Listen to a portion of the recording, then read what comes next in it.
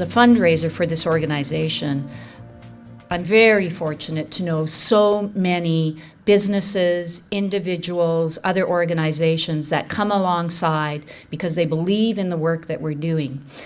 For many years, Prospera Credit Union has been a part of Abbotsford Community Services, and initially it was small. It was a small relationship.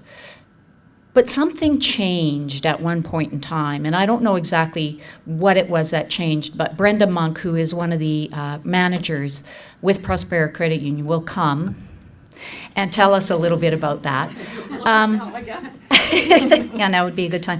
But I just want to say that I remember being at the branch, which is on Delaire Road. It used to be here in downtown Abbotsford, and you moved to the Delaire Road location. I apologize. Yeah. Those of you that were offended. And I remember sitting in the branch because you were just doing one of your community member days, and you had asked me to be there for the afternoon and just, have some stuff on display. And at that point in time, we were highlighting one of our seniors programs because that's who you had some attachment with. And our conversation just sort of grew. The branch was quiet that day.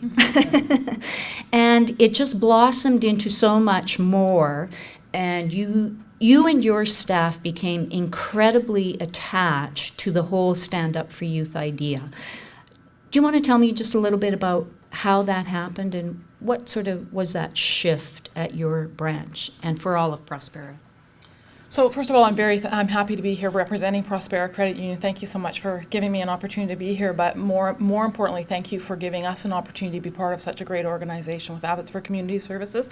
The partnership has been absolutely incredible and has touched many, many people within our organization in many ways. And so for us, it was, I think I said to Jana, we want to live our values as a credit union, and we still have to open our doors every day at 9:30, and we deal with staffing issues and all those sort of things, and so we can't just close the door and go off and do something, but we want to be involved, and so how can we be involved? And I thought, we kind of talked about doing some sort of angel tree program. I'd experienced them in the past, and I said, what do you think about doing that? And Jana came back with that, well, what do you think about doing it for youth? And I'm like, well, that's a different idea. And I said, well, you know what? Let's give it a try. Like, what have we got to lose? And so this was the first time that we'd engaged not only our staff, but actually our clients, our membership in Abbotsford Community Services and the relationship that we had with Abbotsford Community Services. And so it sort of started with over the holidays last year, engaging our members and our staff in finding gifts for youth that were likely not going to otherwise experience gifts over the holiday season. And so it had a big impact on the staff because of the fact that they were now seeing not only a different side of each other and kind of getting jazzed about it. And you know what? The youth aren't asking for iPods and Xboxes and all that kind of stuff. They're asking for some of the things that we take advantage of having all the time. A pair of runners, a gift card for a supermarket, like really, really basic things. But also it gave us a different perspective from our membership. From the people that we deal with on a day-to-day basis, they had an opportunity to also get involved. And so we were so proud. I think it was 47 kids over the holiday season that we were able to provide gifts for. And we had a really good time doing it. But it was almost like the ball started rolling and we didn't know how to stop it. It was like, what do we do next? And so we've really just continued to look for opportunities to be involved. Our program got a little bit of airtime corporate-wide, which I always like that to happen. It's a good thing to shine a light on my branch. But what happened is also got our community department thinking, there's something else we can do for Abbotsford Community Service. There's other ways we can be involved. Abbotsford is our home. That's our head office is here. This is kind of where we live and breathe. We've got 3 branches in the community. We've got so many staff, our corporate staff and branch staff that live in the community. So these are the people we're interacting with on a day-to-day basis, so we're looking for other ways to be involved as well. And it's so meaningful for staff. We've had staff come out and do financial literacy at the Best for Babies program, and they've done financial literacy in a high school, but one of the comments I was asking them, well, how did that go? And they said, well, the Best for Babies, they actually wanted to hear us. And she goes, well, I felt like we were myth busters. And she goes, it's not quite the same when you go to a high school. They're not quite as engaged.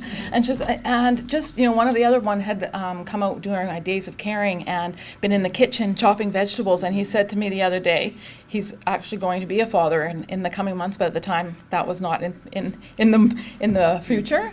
And he said to me, he goes, I actually held a baby. And so it's, it's had an impact on every one of us in the branch, and thinking about what's going to happen over this holiday season and what the future hold for us, I'm really excited to continue this partnership and hope to see it grow and evolve over time.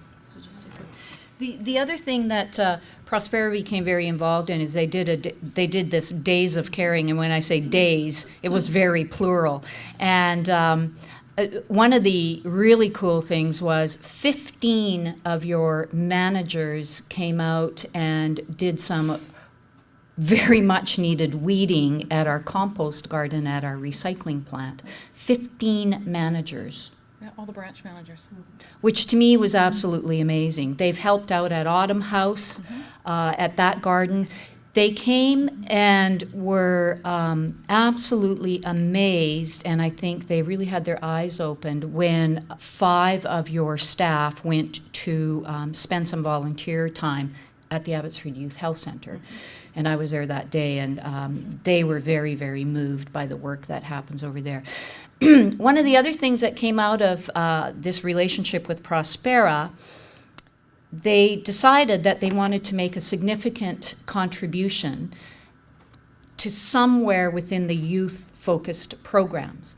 And there was a lot of conversations back and forth, and Simone Masson, our supervisor of the Youth Resource Center, became very involved, and we trotted off to head office a number of times and felt very important. And you guys treated us with so much respect, and what came out of that was? So it was a back and forth a bit. What should we? I think it was difficult to decide what we're going to do. And I finally said to Jana, I said, I think this is a lot of money. Like, I don't know what you think is a lot of money, but to me this seems like a pretty big donation. We're pretty excited about it. And she's like, well, because we were having a really hard time figuring out where this should go. And so what we were able to do was earmark $10,000 for a youth and family counseling program.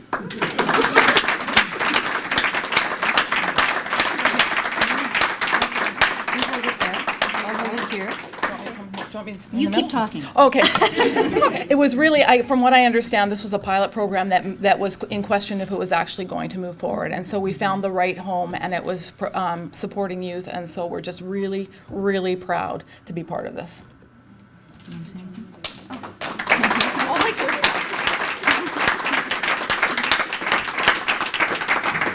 I just want to say thank you very much, Prospera, because it's really made a huge difference. We provide counseling for families who otherwise have no option for counseling. And it's an issue we've been dealing with for, I think, 10 years. We reported in every annual report as a gap in the community. And we were able to do a pilot. But the problem of the pilot is it takes off, it's really successful, and then you have no more money for it.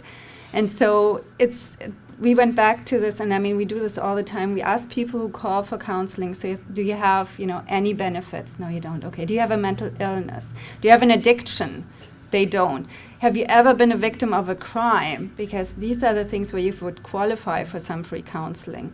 If you don't have any of those things, there really is nothing out there, because even the the sliding scale for people is very difficult. If you don't have any money, you don't have $20 to pay for counseling.